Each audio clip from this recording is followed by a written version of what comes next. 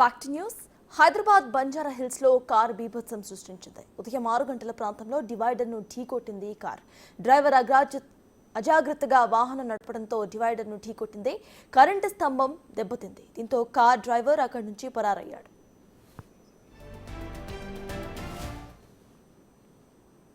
ఈ యాక్సిడెంట్ కు సంబంధించిన అప్డేట్స్ మా ప్రతినిధి సుజాత అందిస్తారు. సుజాత, చెప్పండి, యాక్సిడెంట్ విజువల్స్ ప్రెజెంట్ స్క్రీన్ మీద చూస్తున్నాము. అసలు డ్రైవర్ ఓవర్ స్పీడింగ్ వల్ల ఈ యాక్సిడెంట్ జరిగిందా, లేకపోతే ఇంకేమైనా కారణాలు ఉన్నాయా? అప్డేట్స్ ఏంటి?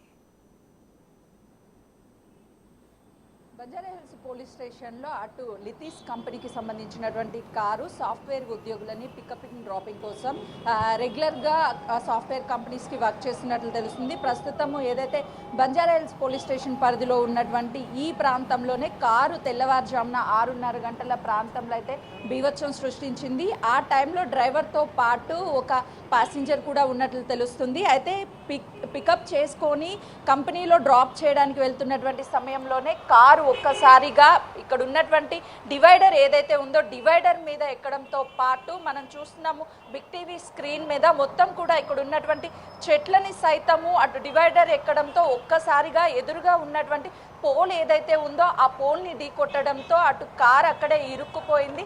దాదాపు గంటకి పైగానే అటు ట్రాఫిక్ పోలీసులు బంజారా హిల్స్ పోలీసులు కలిసి ఆ కారుని అక్కడి నుంచి తీసే ప్రయత్నం చేశారు. అయితే ఇక్కడ ఇప్పుడు ట్రాఫిక్ ఎక్కువగా ఉండేటువంటి ప్రాంతం కాబట్టి చాలా వరకు ట్రాఫిక్ కూడా మొత్తం ఆగిపోయింది ఈ కారు బీభత్సంతో.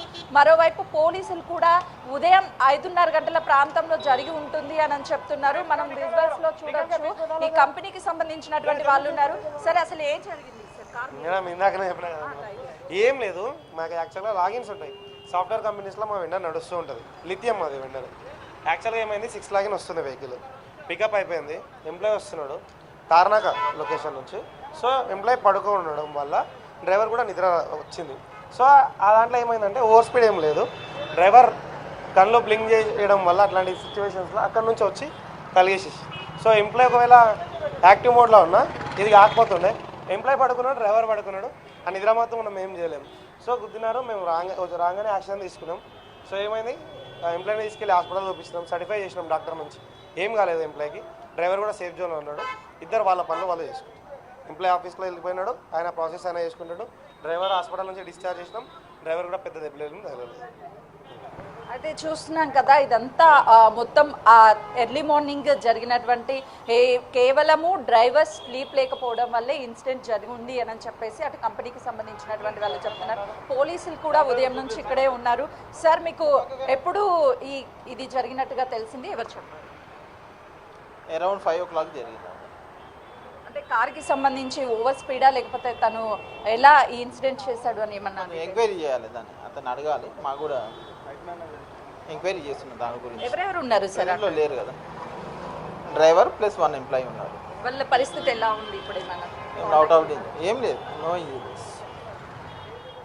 అయితే కేవలము పికప్కి వెళ్ళి డ్రాపింగ్ చేస్తున్నటువంటి సమయంలోనే ఇది జరిగింది అని చెప్తున్నారు పోలీసులు. వాళ్ళిద్దరు కూడా సేఫ్గా ఉన్నారు, డ్రైవర్ అదేవిధంగా ఆ కారులో ఉన్నటువంటి వ్యక్తి. చూస్తున్నాం తరచు, అంటే ఏదైతే కారు ఓవర్ స్పీడ్ కావచ్చు, లేకపోతే డ్రైవర్స్ ఎర్లీ మార్నింగే ఇలాంటి ఇష్యూస్ జరుగుతున్నాయి.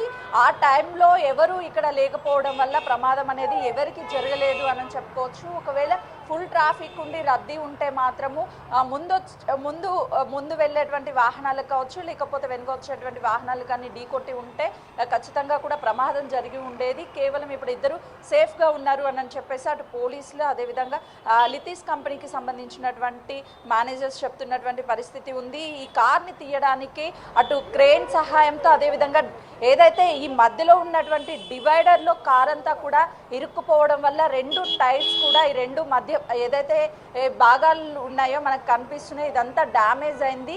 ఇందులో నుంచి కార్ని తీయడానికి దాదాపు గంట సేపు అటు కంపెనీకి సంబంధించినటువంటి వాళ్ళు కావచ్చు, పోలీసులు కావచ్చు, అదేవిధంగా వీళ్ళంతా శ్రమించారు. అయితే ఫైనల్లీ కార్ని అయితే మాత్రము బయటికి తీశారు.